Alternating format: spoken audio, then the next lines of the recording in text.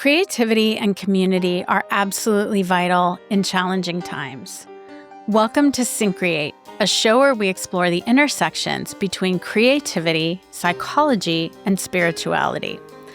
We believe everyone has the capacity to create. Our goal is to demystify the process and expand the boundaries of what it means to be creative. We talk with visionaries and change makers and everyday creatives working in a wide range of fields and media, from the arts to science, technology, and business. We aim to illuminate the creative process from imagination to innovation and everything in between. I'm Melinda Rothaus, and I help individuals and organizations bring their dreams and visions to life. At Syncreate, we're here to support your creative endeavors. So if you have an idea for a project or a new venture, anything from a book to a piece of music to a new business idea, please reach out to us. We're here to support you to get it off the ground. You can find us at syncreate.org. Our book, also called Syncreate, walks you through the stages of the creative process so you can take action on your goals. We also offer resources, creative process tools, and coaching to help bring your work to the world, including a 2025 monthly coaching group. You can find out more about all of that at syncreate.org. So today, I am very delighted to have three distinguished guests on the show.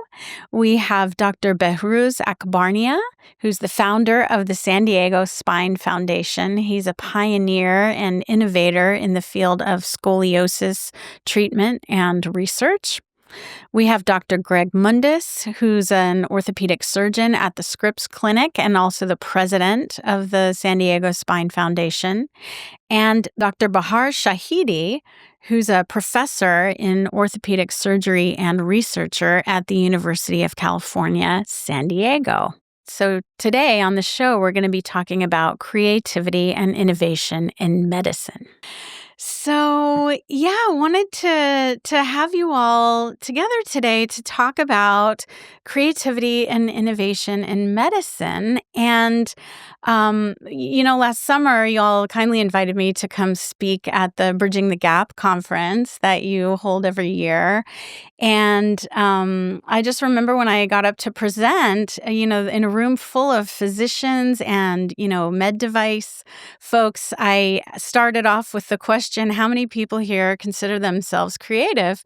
And only about 3 people in the whole room raised their hand. And so I thought, well, this is interesting because I see the work that you're all doing as incredibly creative and innovative.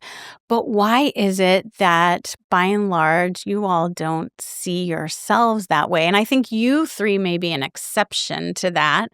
But we were the 3 that raised our hands. Yeah, exactly. So I'm curious to hear your thoughts on, why physicians don't necessarily see themselves as creative. So I think a lot of it comes down to how we're trained. I think many feel like they go down a very specific scientific pathway. And as a result, there's a lot of conditioned responses, things that we feel may not elicit the idea of creativity because there's so many conditioned responses. If you have these types of symptoms, then you have this diagnosis. If you have this problem, you need this operation. And perhaps we don't assume the identity of creativity in that environment. But I do think it's a complete farce because nothing could be more creative than to try to have to elicit from a patient in their own words what's going on.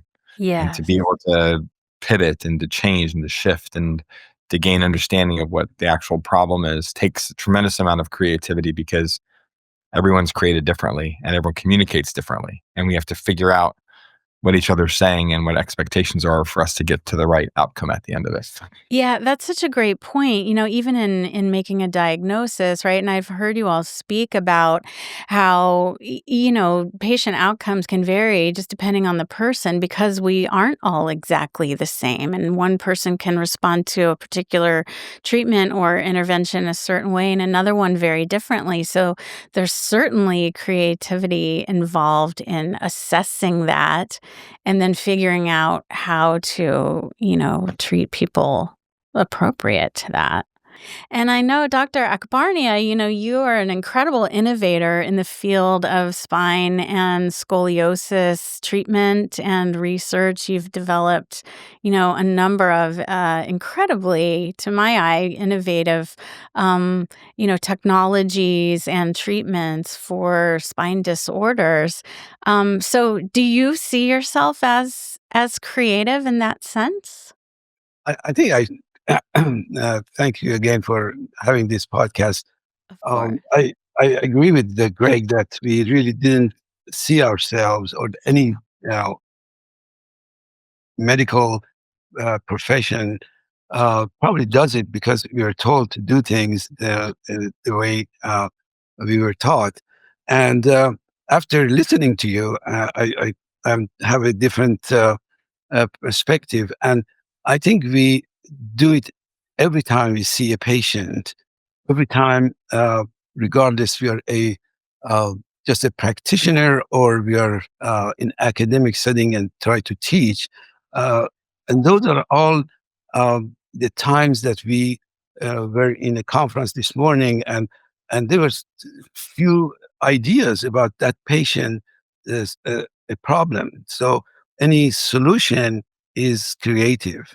And so I think I now see it much more than I used to see it. I think examples of what you said about innovation. So you see a problem and then you look for a solution. Hmm. And how you find that solution depends on your background, your creativity, and looking and getting all the things together. For instance, Greg and I were involved in treating very young patients with Hmm. scoliosis, and we found through research that you know uh, uh, Bahar has helped us a great deal. Uh, that if we do too many surgeries, to lengthen these rods, that to match the growth, we have more complications. Yeah. And so uh, there was just happened to have a technology that was used for some other things, just weight loss and so on. Say, well, this is a magnetic device that could do this lengthening remotely.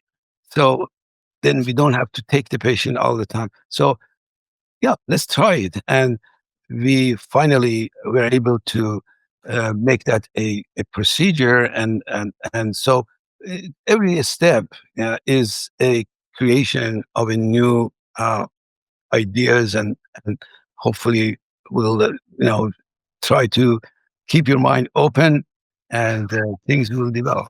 Yes, yes.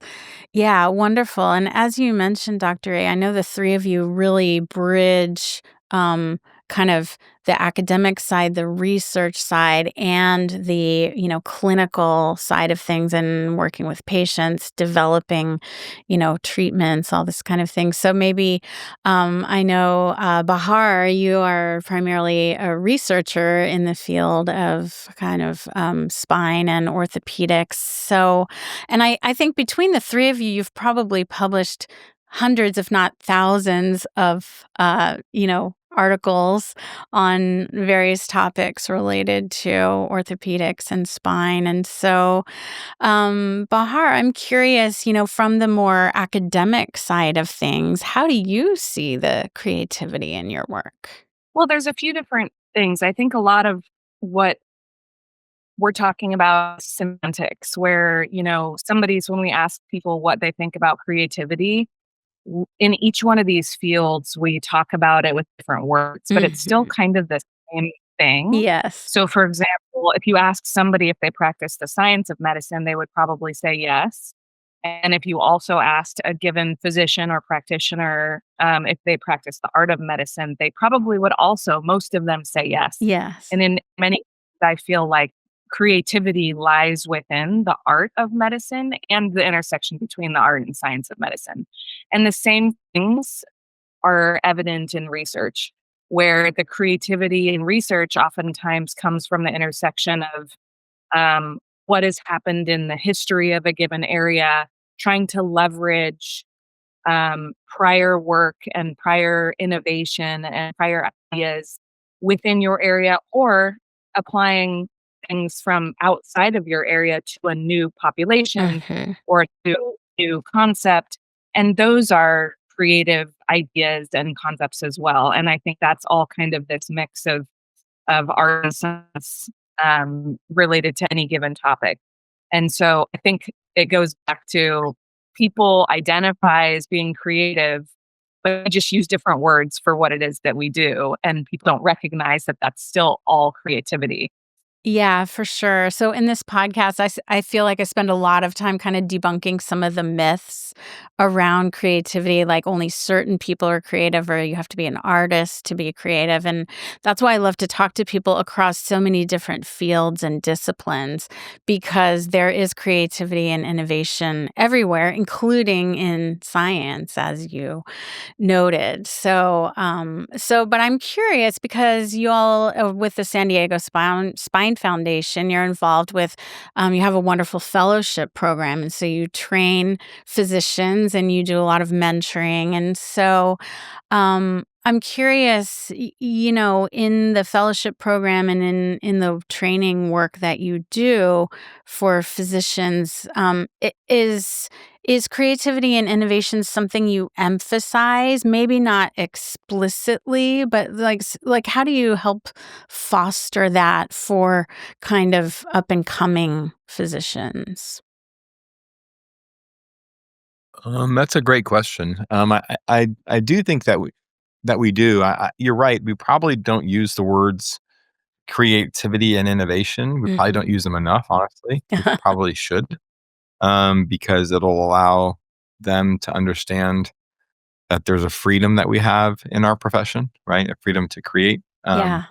But we do like, for instance, if you have a patient that comes in that needs a scoliosis reconstruction, or they walk really pitched forward and we're trying to get them to stand upright. There's a lot of planning that has to go into that process. And we use software that we're able to individually recognize each bone, and then we can reshape the spine virtually without them, without the patient having to experience it yet. So we can kind of model many different ways to get a desired spine shape, for instance. And then from there, we can make an actual surgical plan, to the point where we actually, in essence, create the shape that we're trying to for the patient, and then the a rod is then actually manufactured very specific just to that one single patient. I always tell Yeah. patients, like, the way their profile is standing up is almost like a fingerprint. It's unique Yeah. to them, and we're trying to find that sweet spot of what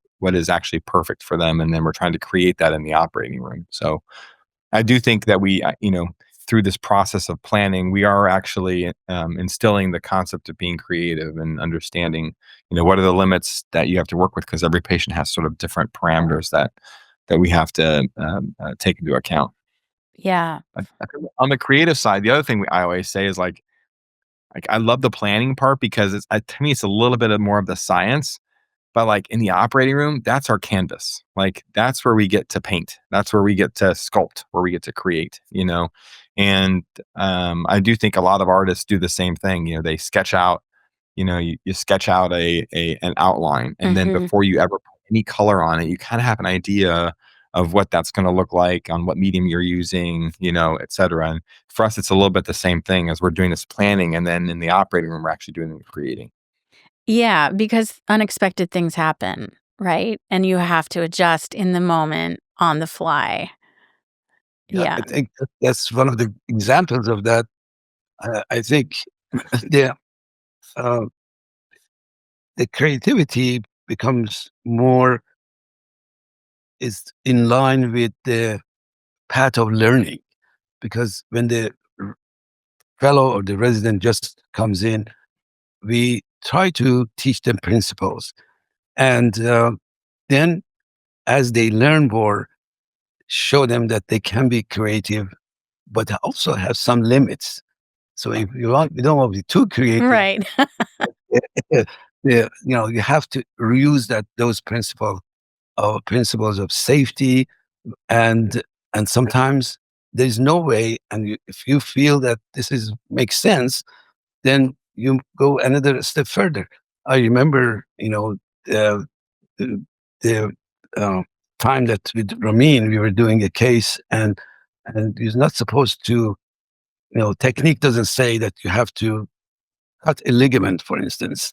And, but there was no other way to treat, and so you say, well, as long as we try to be safe, we can sort of break the rules and be creative. And that became a procedure that would bring the alignment of the spine properly.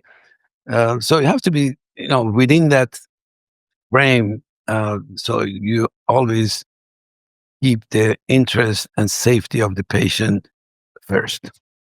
Yeah, that brings up actually a really interesting question, because in the last several episodes that I've done, the topic of failure has come up in relation to creativity, that you have to be willing to fail. You have to be willing to take risks. And that's certainly an important part of creativity, because there is a lot of trial and error. But when you're working with a living, breathing human being on the operating table, failures is not really an option. And yet sometimes things happen and you have to adapt, and sometimes something really new and innovative comes out of just doing what you have to do in the moment. The military is a great example of that. Yeah. War is horrible, but like the medical advancements that are made during war times are really phenomenal. I mean, even now to the point where we're trying to use neural networks to allow paralyzed, men and women to walk again. That's amazing. Again, that would never happen without, a lot of the mass casualties that we see. So you're right. It does sometimes tragedy spurs creativity. Yeah. Yeah. Now we have more tools to be creative, like, Yes. Yeah. How is Yeah, and AI coming in? I noticed that one of you at least published Greg, was it you, a recent article about something around AI related to medicine and practice. So how is AI coming into your lives and your work? Yeah, it's making its way in there. We did a really cool study looking at patients that came in through the trauma unit that broke their backs. And what we did is we had the radiologist report, and then we had an AI, algorithm kind of interpret what the findings were, and then make a decision on whether or not surgery was indicated or whether they should be treated without surgery. And it was very accurately predictable because we compared that to what the surgeons ended up doing. So Uh-huh. based on what the surgeons felt was right, we call that the gold standard. AI, within, I think it was really just within one case, was able to predict what we're doing. The other interesting thing was they then interpreted the radiology report into like language that patients could understand. Uh-huh.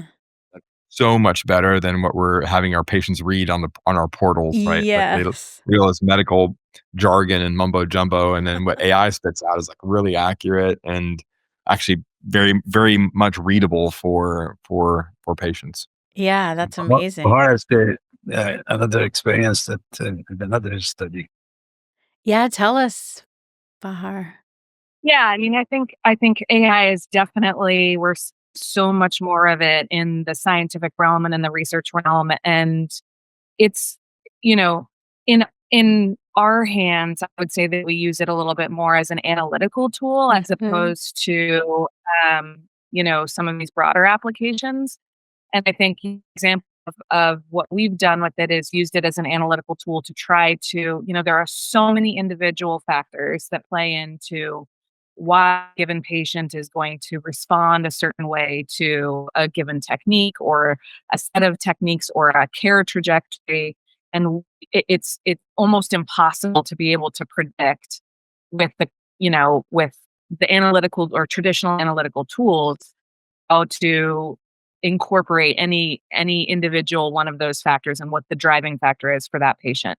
And that's where machine learning and AI have become very helpful tools to really integrate and synthesize a lot of information and pare it down to what the most meaningful modifiable factor is that we can focus on to try to level up our practice in order to make the patient's outcomes better. The challenge with AI, I think, is the consumability, and I think that's AI in many cases is black box, and if we don't know how we got to a certain endpoint, it's Right. very hard to go back. Well, these are the dials that we need to turn in order to improve what outcome it is that we're looking for. So it's Mhm. tool, but it has its own limitations for sure. Yeah. Yeah, it's so interesting. I'll be curious to see how things continue to evolve, that way as the AI technologies continue to improve and yeah, it's a fascinating area of study. But yeah, certainly a great way to work with vast amounts of information and complexity and that kind of thing. So, another kind of piece of the puzzle that I wanted to explore a little bit with you all today, obviously, in the current, political administration, we're seeing a lot of changes happening with the way that scientific research is funded. And I know there are a lot of concerns about, how that's going to play out. And so, I'm curious, kind of from that funding perspective, because so much of the work you do is funded through various government grants and things like that. So, how is that impacting you all, kind of on a day-to-day basis at the moment? And how are you kind of digesting all of that? I think Bahar can probably, Yeah, Bahar, you're up. Yeah. you know, Well, I mean, it's a very tricky question. I think that it's institution specific. I can't speak directly on behalf of our institution or it's a big operation. But my thoughts on the matter are we are you know we are going to need to be very adaptable and innovative in this space in order to be able to stay successful. I think that we really have no idea. I say we, I mean, I don't know what's going to happen. It's a lot. There's a lot of uncertainty around the federal funding environment and whether the current situation is going to either resolve or be tempered or if it's going to continue to escalate. And so I think that we're all kind of thinking about alternative strategies uh, to stay afloat, and that means that probably in my mind, some avenues for that are going to be leaning more heavily on philanthropy, leaning more heavily on foundations that aren't federally backed, and there's pros and cons to that Sure. because the federal funding environment has a very standardized way of going about things, and people know the system. People that are involved in submitting and getting grants within that system, they know how it works. I would argue it's a very unbiased system in general, whereas philanthropic and foundation based funding sources have inherent biases associated with what they're trying to accomplish and who's interested in what. It's a much smaller group of people that are making decisions in that space.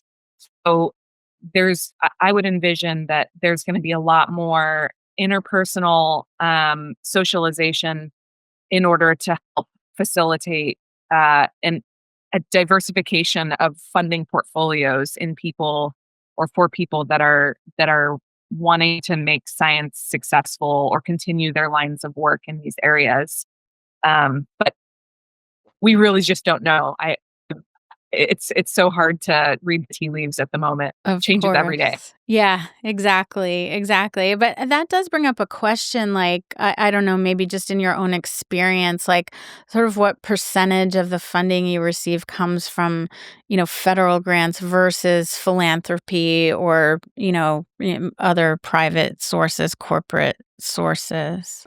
I would say that's honestly that's an investigator specific answer. There are a Yeah. lot of people that have 100% of their funding is from industry, and that's just because the topic of their research and their expertise is amenable to that funding environment. Mhm. Whereas people that spend more time in, basic and mechanistic research tend to be more supported by federal funding mechanisms because that is the key priority of that body.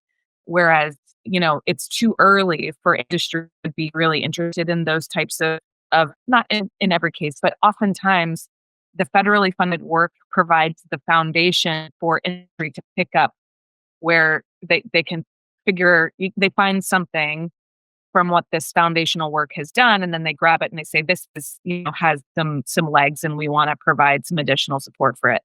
And oftentimes the philanthropic or foundational types of funding sources are more like once you get past both of those levels, you're now into clinical impact. And at least in biomedical research, you're into clinical impact and you're into trying to identify, patient specific, large scale implementation types of approaches. And so I think it just depends on where you as a scientist have your expertise and the topic matter that's amenable to these different funding sources. Yeah, sure. That makes sense, of course. Um, Dr. A? I think another way of probably overcome that is collaboration. Yeah. And that has been done by working with other institutions and try to share some of the resources. And I think that has also other advantages as well. But collaboration, communication is not just in getting the you know expenses down and so on, but just looking and visiting other uh, centers, other countries, other specialties. Um, you can, in your mind, see what are the things that I can use in my field, and that has happened many times over my, career. That you walk into the um, a operating room that a thoracic surgeon, for instance, is doing a case. And he said, "Well, this uses this, instrument that probably I can use it in the nerve root or whatever." And that encourages, and I never thought that was creative, but now I know that could be. So I think collaboration in general, networking, and working together. I think increases this sort of willingness and ability to be creative. Yeah. I think that's so important. I'm so glad you brought up collaboration because I think, your work with the San Diego Spine Foundation is a real wonderful example of that. You establish the foundation, you partner with UCSD, with Scripps, with many other organizations and individuals to advance, understanding of spine research and clinical practice. So, could you speak a little bit to how you established those different collaborations? I try to be bridging the gap. There you go. Love it.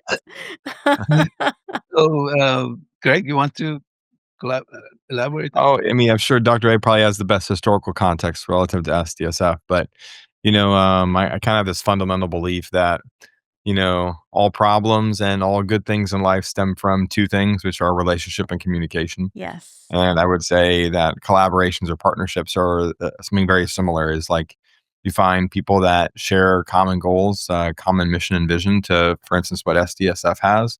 And Bahar being on this podcast is a great example of it. She we've for now have years of collaboration, where we have a very similar mission and vision as it relates to improving patient care, and then you grab that relationship, you start communicating a little bit more, and next thing you know, we've developed a very meaningful bank of data between UCSD and Scripps, for instance, and that's extraordinarily meaningful. But there's other collaborations that happen in town, and whether that's with the other entities like Children's Hospital or Sharp or Kaiser.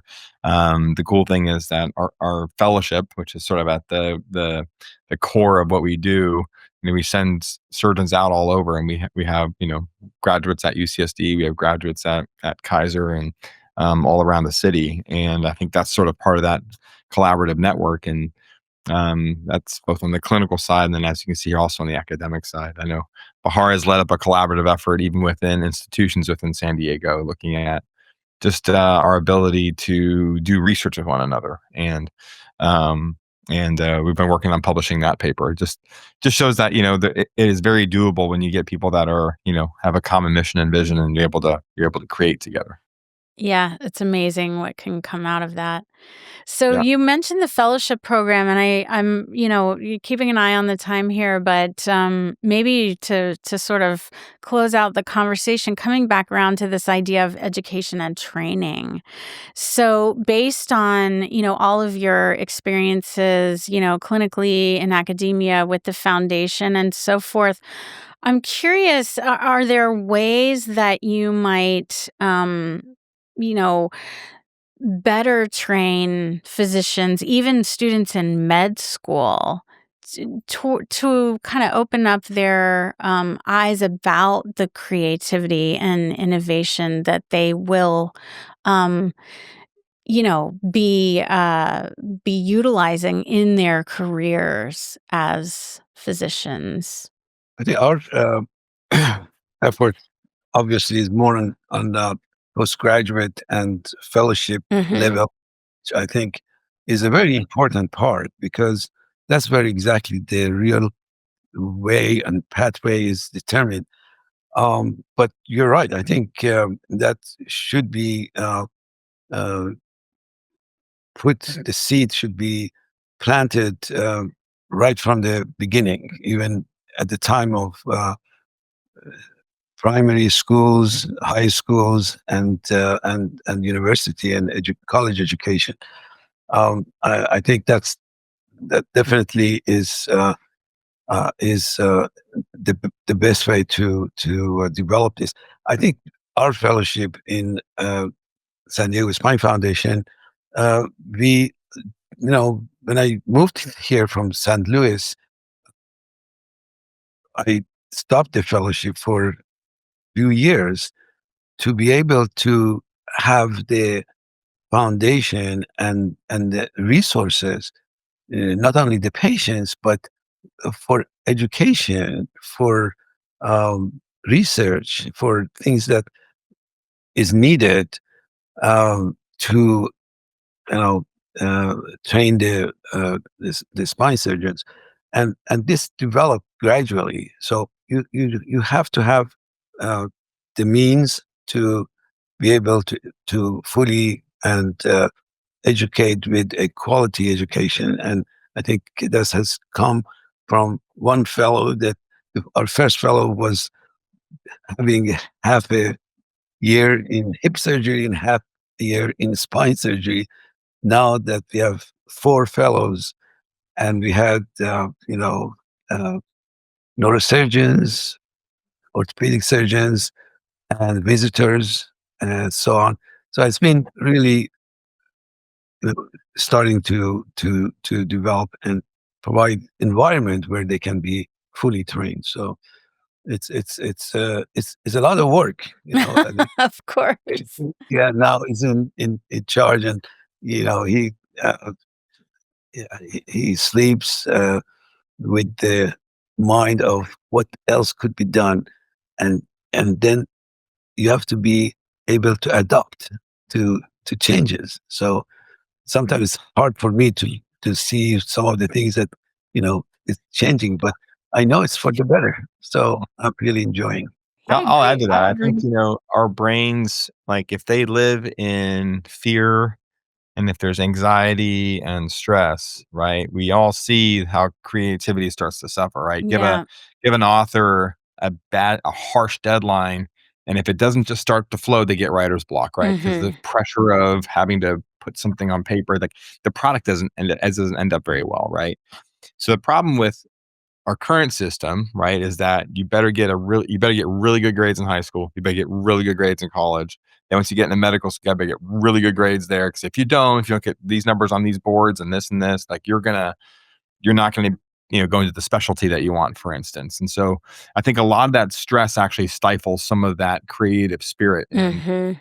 unfortunately, in a lot of people, like it's so much stress over so much time. It's hard to regain that creative element that led them into this world of medicine to begin with.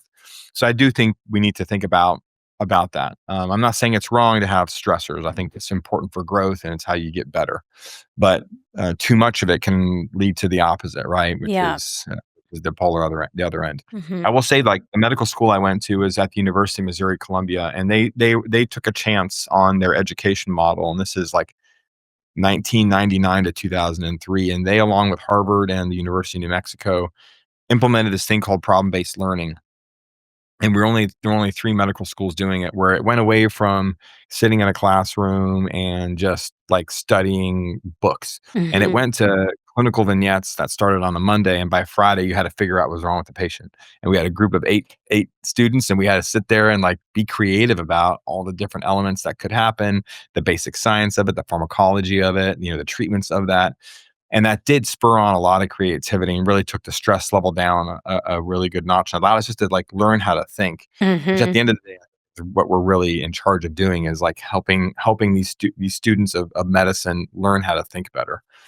And in the fellowship model where we're at, we're kind of at the tail end of that. So it's hard to really modify things too much to be able to contribute to that model. But I will say, I mean, even now, like this year I'm working on creating the San Diego Spine Foundation, like leadership lecture series throughout the year, because we don't have anything formal for the fellows to realize the influence and leadership they can have in their community, and we have to Mhm. educate that. So there's still this pliability and moldability that we have in our training programs to allow us to teach creativity and innovation, and it's really, I think it's really critical to kind of the long-term success of what we do, to avoid burnout and to live a joyful life. Yeah. Yeah, wonderful. I love that example, and, it seems like, you're really getting in there and figuring out, okay, like, trying to solve a real world problem is a good foundation for creativity, and I know, Bahar, you were gonna share something as well. Yeah, I think, at our institution, I'm involved a little bit on the medical school side of things. And so there is an effort to try to incorporate these urban these skills related to more critical thinking earlier.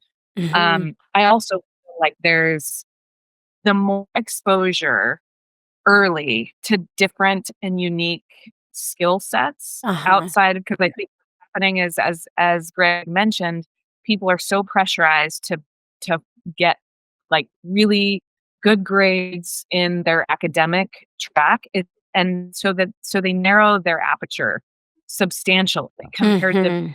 feeling like they have the capacity and the latitude to explore different things. Like, if I wanna be a doctor, I have to really hone in on this one skill really early on in a very stressful and pressurized way, as opposed to experiencing and exposing themselves to other opportunities and other skill sets. And diversity of skill set and the access to those things early, I think, is really what allows people to maintain their creativity and carry that forward throughout their careers. So I think that in many ways, the way that we pressurize the system from a very early time point is limiting our ability to get, not that we're not getting quality people, but we're limiting the potential of those quality people to bring new and unique, components of their possible creativity to the table. Yeah, that's such an important point because we know, in creativity studies that, they talk a lot about sort of cross-domain creativity and how expertise or knowledge in one area informs, another area. And it's kind of these bringing together of ideas and possibilities from different disciplines, different fields, that can actually lead to true innovation. Yeah. So important. Well, we're getting toward the end of our time, and usually on the show, I like to end with what I call a creativity pro tip, which is something practical that people can kind of take away. And I know y'all are working in a very particular field and an area of specialization, but maybe for, young people who are aspiring to become physicians or surgeons, like, I'm curious, what would you recommend to them? What would you suggest as they are starting to pursue their studies? Maintain a discipline to be interested in something completely outside the scope of what you do on the daily. Mm, So, and sometimes that's forced. Like you have to almost force yourself because you want to keep those neural networks in your brain alive and well and working and stimulated. So whether that's reading or whether it's activity or, but allow yourself to be uncomfortable in a space that you aren't familiar with. I think I would think that no matter what you do, you have to do what you love. yes. And I think if you do that, I think there would be more things coming along. And don't be afraid of thinking out of the box. That is okay. Uh, but again, I think loving what you do is the best thing that I can uh, say that brings success and to you reaching your goal. Yes, pursuing your passions. Love that. And finally, Bahar? Yeah, I would say there is a phrase that I originally stole from my husband, and I have mentioned it to Dr. Akbarnia and some of the mentees working on projects and whatnot, and that phrase is, hold on to the concept of the question of whether you want to plant trees or decorate them. Mm, And I think that coming back to that, and because what we get used to is just decorating our tree as opposed to planting new ones. And I think that um, going back to making sure that you're not just adding little things on to what you're trying to accomplish, but you're trying to really make an impact in what you're doing, and having that frame of mind is a good place and a good foundation to make sure that you're fostering your own creativity and your innovative side, because you're not afraid to actually make big moves. yeah, beautiful. I love that metaphor. Excellent. Well, just in closing, if people want to learn more about all of your activities and the organizations that you're involved with, the San Diego Spine Foundation and beyond, what's the best way for people to find you and connect? Website's always a great start. I think reaching out via that is probably the easiest. It's SanDiegoSpineFoundation.org. Right. And that's an easy way to kind of connect. If it's more along our educational lines, we have a YouTube channel that's out there where we do weekly conferences that we publish. So if you want to see kind of what some of our educational efforts are. And then, of course, you can always reach out to us personally. I think most of us are pretty open to these types of conversations. Yeah, we'll put some links in the show notes for sure. Thank you. Yeah, thank you all so much for taking the time. It's great to be with you all. I'm so glad this could work out. And yeah, really appreciate it. Thank you. Thank you. Find and connect with us on YouTube and social media under Syncreate. If you enjoy the show, please subscribe and leave us a review. We're also looking for feedback from our listeners about what you enjoy about the show and more topics you'd like us to explore. So feel free to reach out to us at syncreate.org with your ideas, or if you know somebody who might be a good guest for the show. We're recording today at Record ATX Studios in Austin with the doctors joining us from San Diego. The podcast is produced in collaboration with Mike Osborne at 14th Street Studios here in Austin. Thanks so much for being with us, and see you next time.